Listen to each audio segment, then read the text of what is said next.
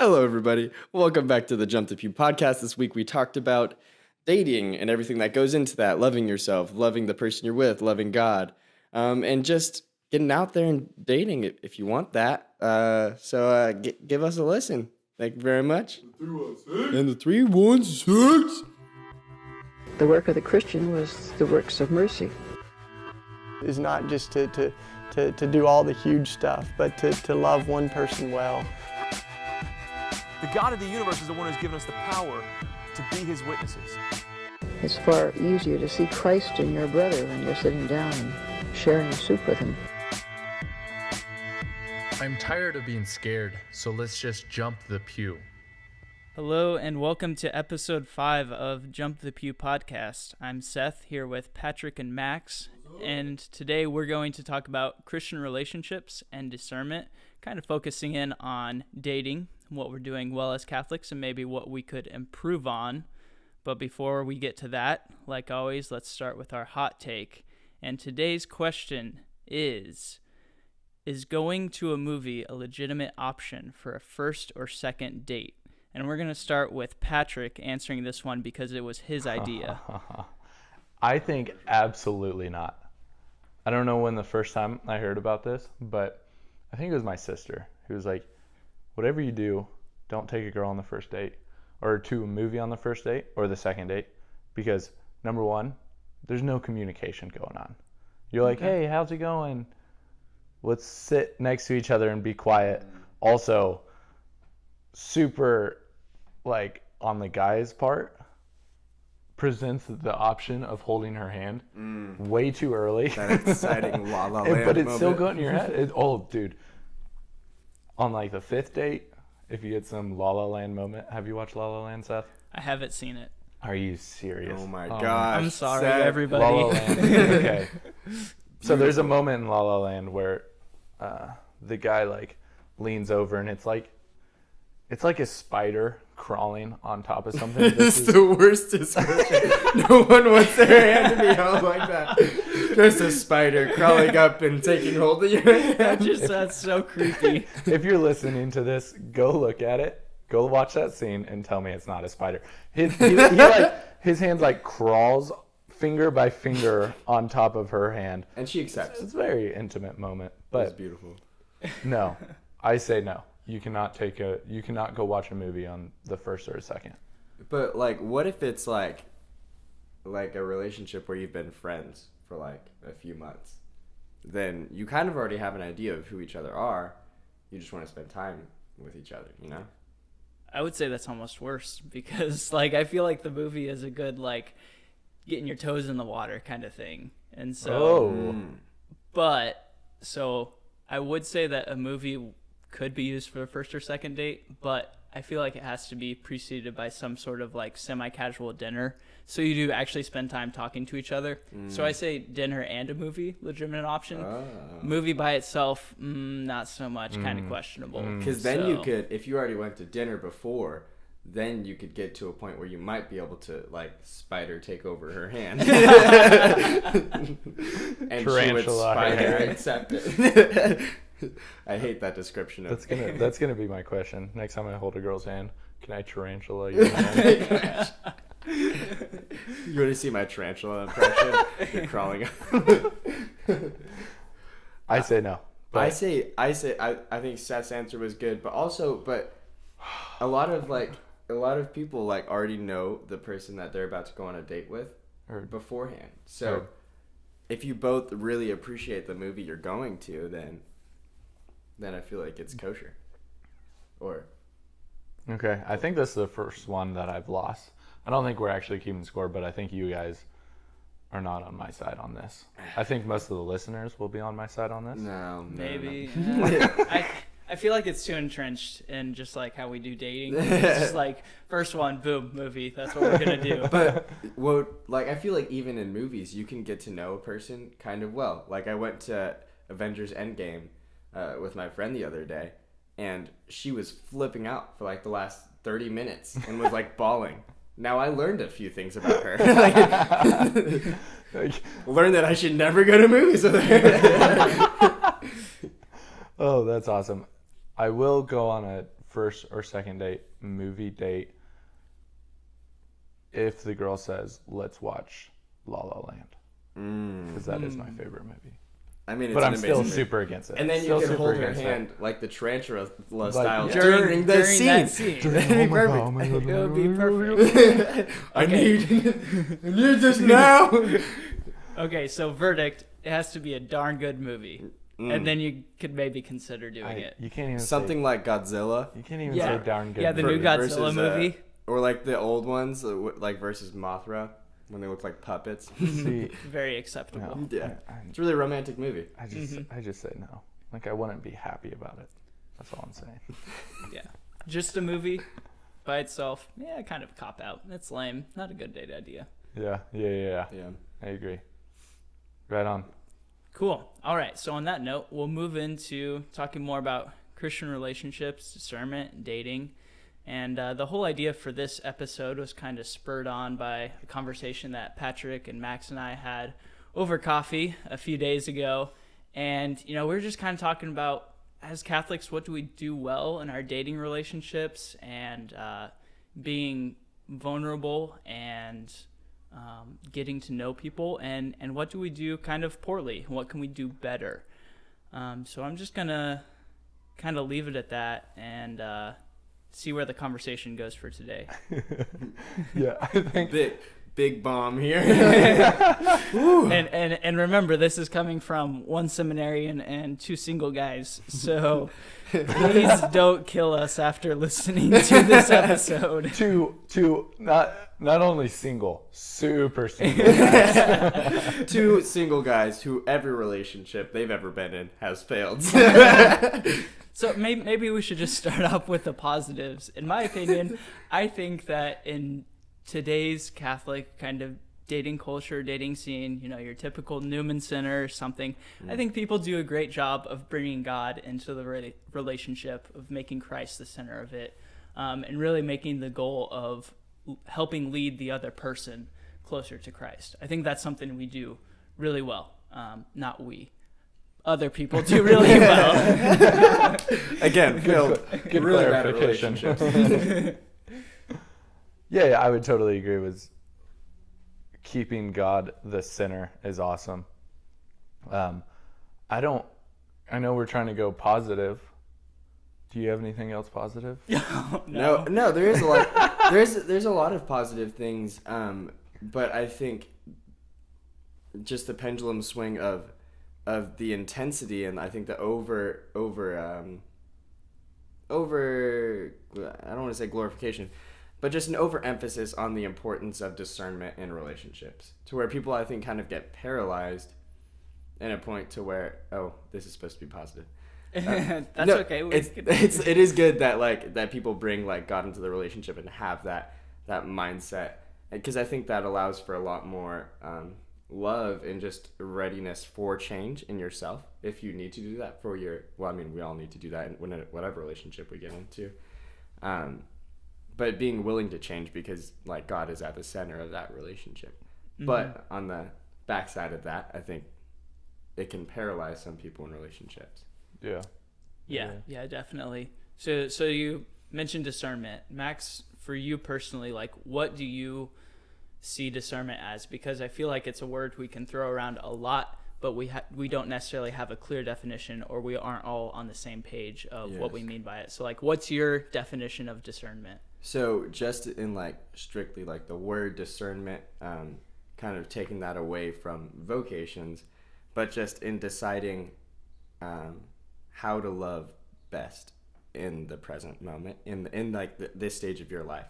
Then there's I think another discernment where you're discerning, maybe am I called to be married? Am I called to go to seminary or join a convent or something along those lines? But I think what is most important, maybe not most important, but very important in a relationship, is just learn how to love in the moment you're in. Instead of thinking so far in the future, Catholics going on their first date because they're discerning marriage, they're thinking how would this guy raise my kids? Or the guy's how is she gonna like the way I live when we're married? On your first date?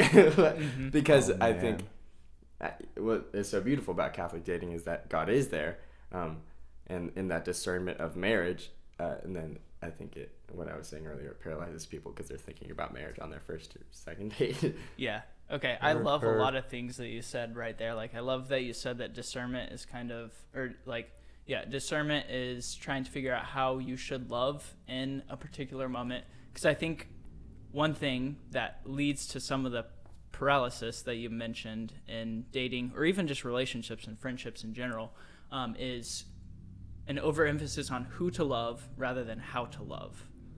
Yikes. Whoa. That's some real wisdom. Oh my goodness. I like that you say that discernment is understanding how God wants us to love, rather than getting so wrapped up into finding the right individual that God wants you to love in that very moment. Just like figure out how to love first. And a lot of times that begins with figuring out how to love yourself, because we're broken people. So figuring out how to love yourself and how to love others. And then you can really move on into some better relationships. Yes. Yikes. Oh my gosh. Yeah, that's our pastor had a homily over that, like this kind of area of the single person isn't sitting and like waiting or searching for their vocation to finally serve God. Like we can stop in our tracks and be like, well, once I'm married or once I realize that I'm going to be a priest, then that's when I'm really serving God. But like in the moment has been something that I've been really trying to focus on. Yeah. I was talking with my friend, and this person was really struggling like this past semester, because this person was just like trying to move on to like bigger things, but they were like, I don't know what my vocation is yet. I don't know if I'm supposed to join like a religious order, or I'm supposed to stay single, or I'm supposed to get married. And they were like, I just feel like I'm not living to my fullest right now, because they aren't in their vocation. But I think being content in where you're at and figuring out how to love instead of finding out who to love. Wow, that's really good, man. I love that saying. Oh my gosh, for sure. That's beautiful. I think every priest you talk to and married person, I think their same answer is going to be, you're never going to stop discerning. I was talking to a priest and I felt so dumb, and I was like, yeah, well, like, you're a priest and like I'm just 21. I don't really know exactly what God wants from me. And he goes, well, neither do I. And I was like, yeah, I'm dumb, sorry. It's just like, felt so just humbled by him saying that. It was just like the realization that, we are gonna be discerning our entire lives. Yes. Yeah. And I think part of that is just human nature. Is like we see our vocation as just like one decision to be made, and once it's made, it's like set. Like once I know, I know. Just the other day, I was down at Conway Springs at St. Joseph's Catholic School. I was asked by the principal to come down, just talk about my vocation, introduce it to the kids, have a seminarian talk to them. And the question that I got so many times was, when did you know that God was calling you to be a priest? So like, it's just like that innate human desire or wondering, like, when was that one moment where you know for sure, like 100% certain where you're going. But I think Mother Teresa is a perfect example of her little saying of her vocation within a vocation. So she knew she wanted to be a religious sister, but she didn't know exactly how God was calling her to live that out.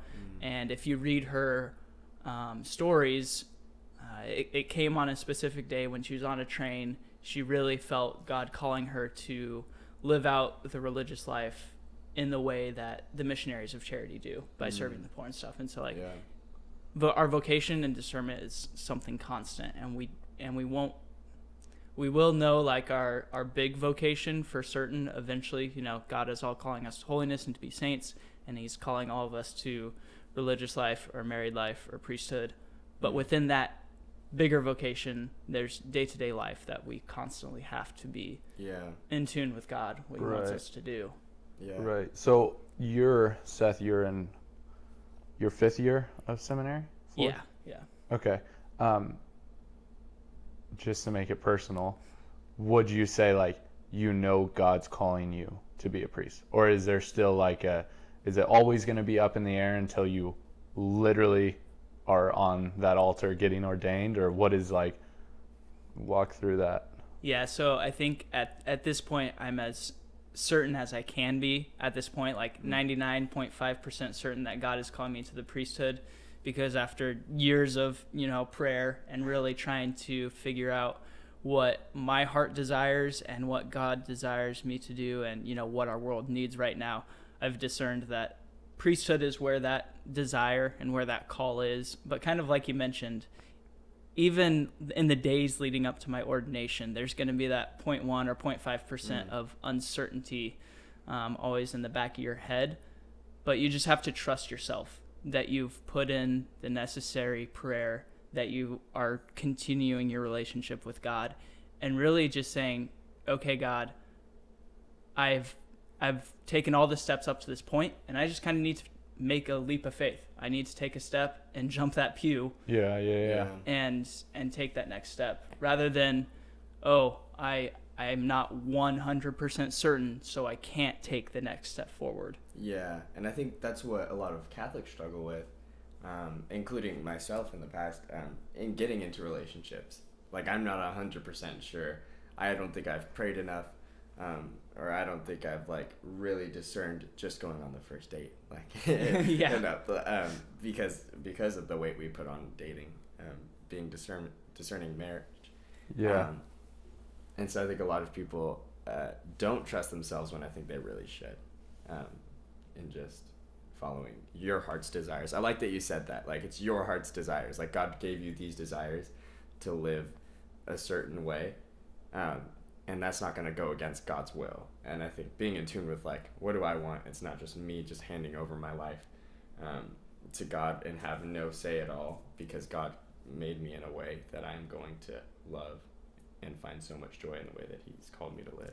Yeah. Gotcha. Yeah, one thing I really like to remind people is our vocation is not what is going to make us unhappy. It's ultimately what makes us most happy and what our heart's deepest desires are. Sometimes you have to dig a little bit and move some stuff out of the way, but our vocation is what's going to make us happy. Yeah. And some people think they have to look for their vocation in a spot that's going to make them unhappy, or it's going to be super uncomfortable. No, it's going to make you the most happy. That's your best option. Yeah, and I don't know if you can speak to this at all, Seth, but when I've gone to priestly discernment retreats, a lot of priests will talk about that,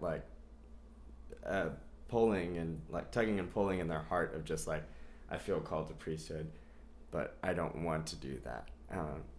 Which is interesting to me, because all these people had that desire on their heart, but they were fighting against that. I don't know if you've ever experienced that or can speak to that at all. Yeah, I've never been one to kind of quote unquote run away from my priestly call or the call to seminary. You'll hear a lot of priests, their vocation story is a part of it will be I went to college for a few years, trying to run away, or I just wasn't comfortable with going to seminary at that point. That was never a part of my vocation story, really. There were definitely times where I asked God, really? Do I have to? This is going to be kind of difficult. There's a girl I really like right now, and there's a chance for a relationship there. God, are you sure? Yeah. And the resounding answer, in my heart, is just, the resounding answer was always, in your heart. I always felt God telling me to turn inwards and just say, look at your heart. I've made it to love in a certain way, and that.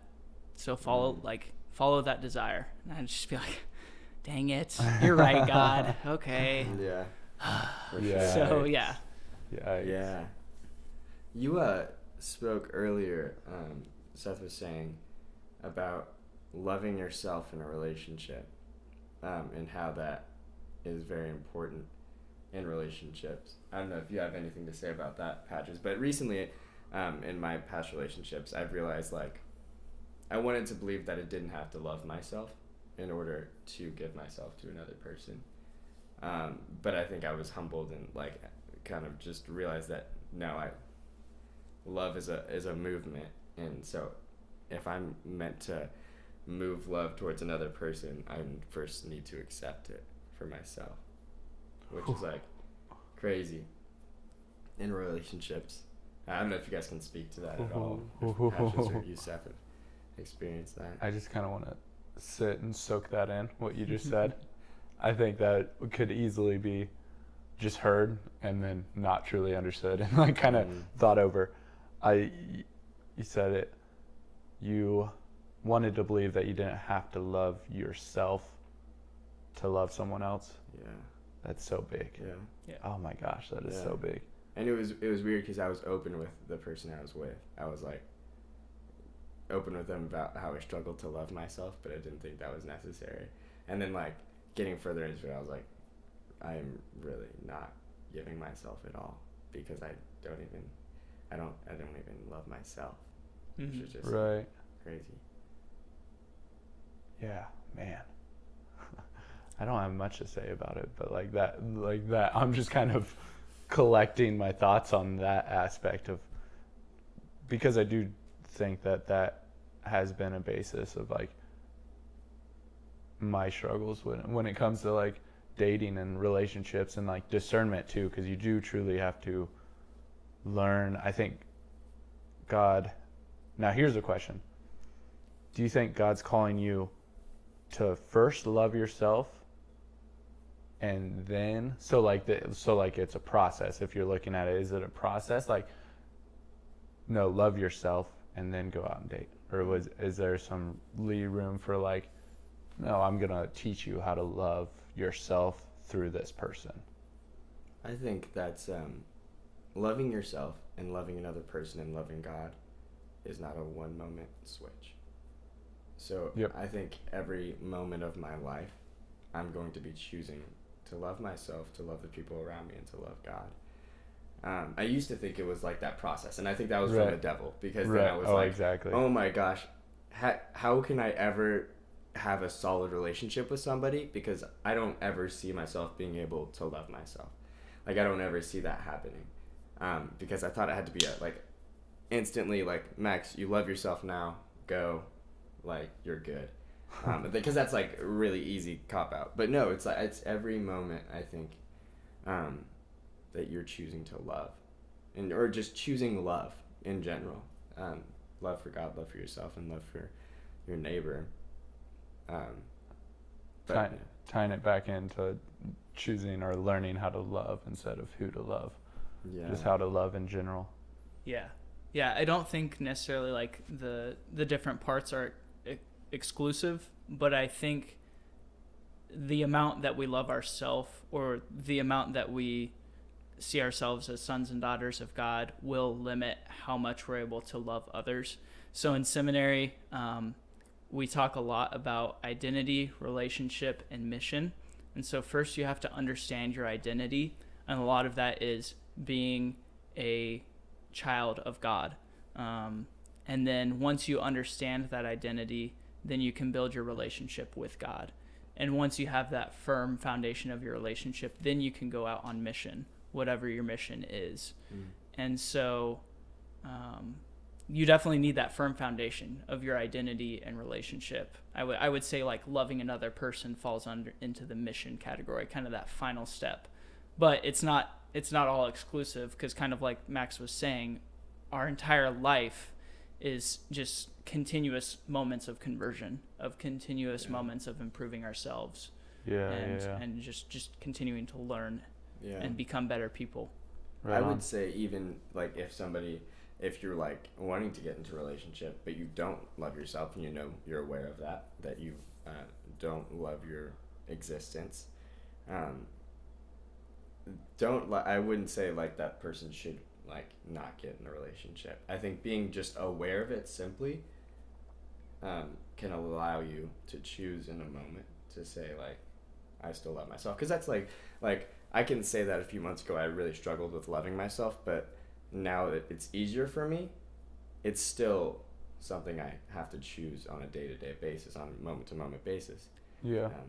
And a lot of times we do need someone who's going to help us in that process. So Yeah. whether that's a spiritual director, a best friend, or a possible significant other, a lot of times it is helpful to have someone help you along that journey. So it's not necessarily, a bad thing. I like how you said that. Like, don't, wait forever just because you feel like you don't love yourself enough.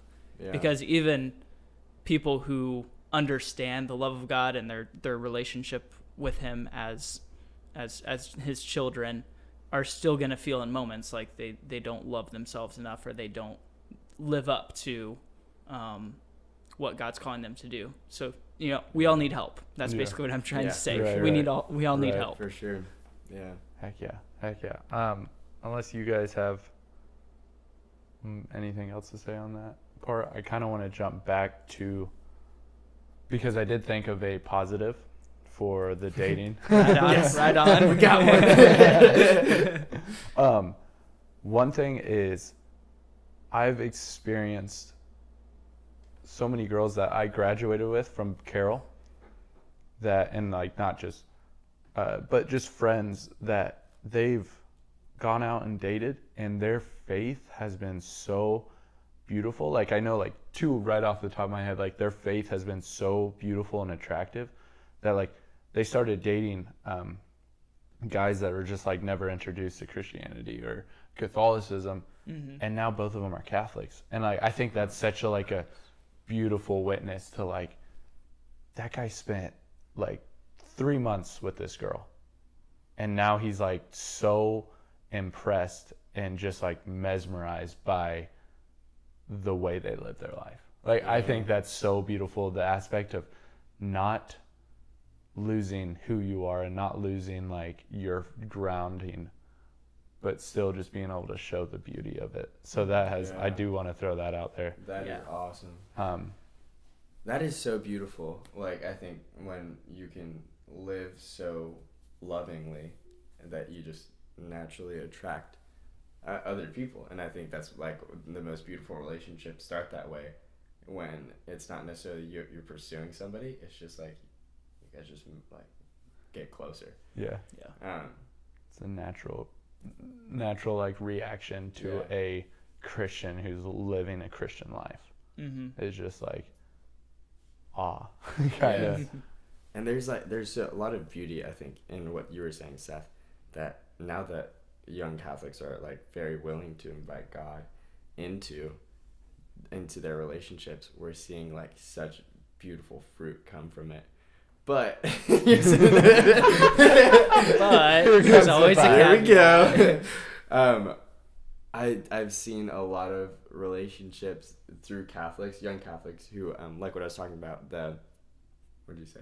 What's the paralysis, who get caught up in this discerning marriage. And I did meet one of my friends started dating this guy, and he broke up with her.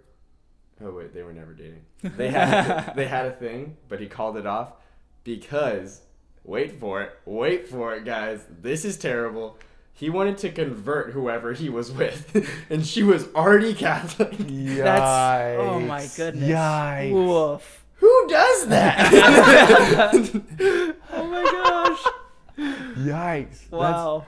That's wow. I can't even I don't know. I don't know what to say on that. That guy, it does need to discern, because he needs to have better understanding of who God's putting in his life for him. But Right. whatever. Yikes. Yeah. I do think Jesus can play huge. What is that called when you're? You can throw Jesus under the bus sometimes and put all the blame on him to make it easier for yourself. Like, say, and I'm not saying I've never done this, but like, when you can be like, yeah, I would love to go on another date, or like if a guy asks you on a date and you're like, well, let me pray about it. It's like, it's a date. I'm not like, I'm a little tiptoeing, like, here, let me put my foot in my mouth. It's a date. You don't have to pray about it. Thank you for saying that, Patrick. So, like, we mentioned the positives. Now onto one place we can improve is, like, take some of the pressure off of yourself and the other person in the relationship and take a step back. And I don't want to say, like, go on a casual dating, but, like, take some of the pressure off. Right. And don't throw Jesus under the bus, like, oh, I need to discern if I'm going to be with this person.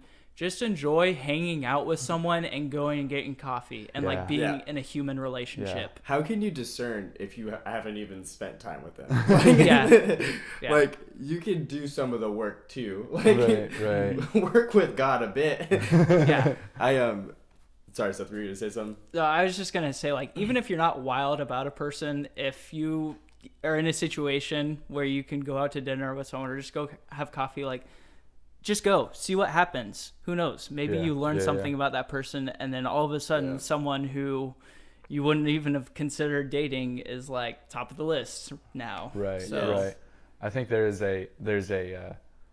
such a gray area of like leading someone on, and like I think we're really scared of that because in the end I think it's like if you say yes to one date, for some reason we like it's kind of like almost, am I wrong? I think it's almost like they'll probably end up dating. I think like that might be our problem, but like one date's one date. You just if you go and like now if you're hitting like your 5th date, your 6th date, then it's like okay, you're starting to get serious, but like one date is just kind of a yes or no answer. It's not a hour of adoration.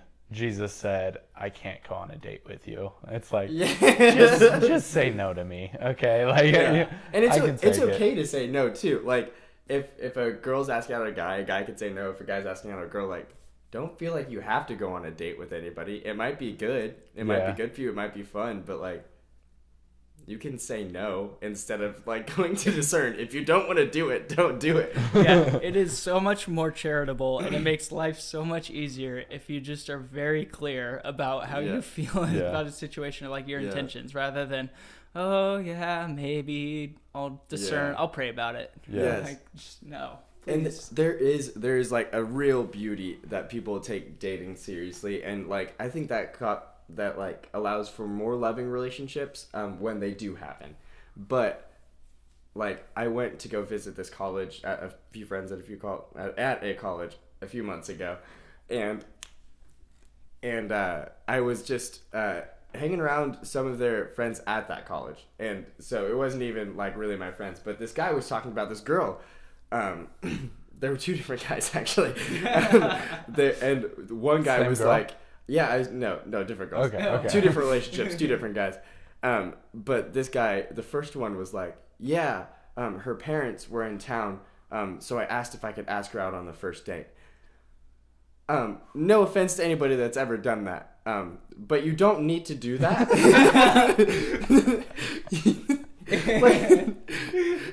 But I think like that comes from a place of like sacredness, and like that people really do respect a relationship, but that's just like the pendulum swinging too far, and that like don't take it too seriously. Like that's coming, I guess that's coming from me, a guy who it's hard for me to take anything seriously. And then this other guy was like, yeah, I'm really into this girl. I'll probably ask her out within the next 3 months. Which is another thing that I would love to address. Guys, if you like a girl, you can ask her out. Girls, if you like a guy, you can say yes. Girls, you don't like a guy, you can say no. Oh my gosh. I'm holding in so much laughter right now. No, you're not, actually. We're gonna see how that actually sounds on the audio, because he was crying throughout that entire thing. Just makes me laugh so much. Oh man, that is I think to tie it back to what we're actually trying to do in the podcast is just help ourselves and just kind of speak our truth on what is it like to jump the pew? What is it like to live this life, not being scared of anything? And I think this is a topic that you can just easily really get scared around and just be like, oh, think about if she turns me down, like, what is that going to do to my self-confidence and stuff like that? Like, just learning how to jump that pew, how to take that chance, how to live a more radical life, I think is really what we're getting at. I don't want to say that anything we said here was like bad to do. No. But it's just like trying to live a more fulfilling, like exciting life, you know? Yeah. Yeah. Build up that courage and jump the pew. Are you guys familiar with the story of Ruth in the Bible? I wish I could say yes. Really? But she took care of her mother-in-law? Is that it? Yeah. Ruth and Naomi. We can cut this if you guys don't, but I could tell the story, do a little storytelling about Ruth. Let's get after it. So the book is 4 pages long in the Bible, so read it. It's great. It's fantastic. But I think it's a beautiful example of how we can go about our Christian relationships, because you have this woman, Ruth, who she is not a Jew by birth. She's a Gentile, but she worships the God of Israel because of her husband and her mother-in-law, Naomi. Naomi's family, basically, long story short, Naomi and Ruth, all their family dies, but Ruth remains loyal to Naomi and takes care of her. And Naomi's like, okay, you have this relative named Boaz. You need to go find him and marry him, because then your life will improve. Boaz, super virtuous man. When Ruth comes along, he basically takes her under his wing, protects her, gives her housing and food, and treats her as a family member, even though he doesn't really know her. And it's a beautiful story of love. Basically, Ruth putting herself in the presence of Boaz, and Boaz, being the virtuous man that he is, takes her into his household, and they end up becoming a husband and wife, and live happily ever after. And it's fantastic because it's just a story of courage and virtue of both these people, Boaz and Ruth, living as God wants them to. And it's a beautiful example that we can model our relationships after. Yeah. So, Heck yeah, that is awesome. yeah. Awesome. I think that's a good way to end it. Yeah. That's freaking sweet. Yeah. Thank you for sharing that. All right. Well, thank you guys for listening. Please continue to spread word about Jump the Pew podcast, because if you follow our social media, you can see that we've been slacking a little bit. But 5 episodes in, I feel like we're getting the hang of it a little bit. Yeah. Let us know what you think, because we really do just want to encourage people and build a community where we're all striving to be the best Catholics and the best Christians we can be. So, on that note, God bless. Enjoy your Mother's Day. Have a good summer.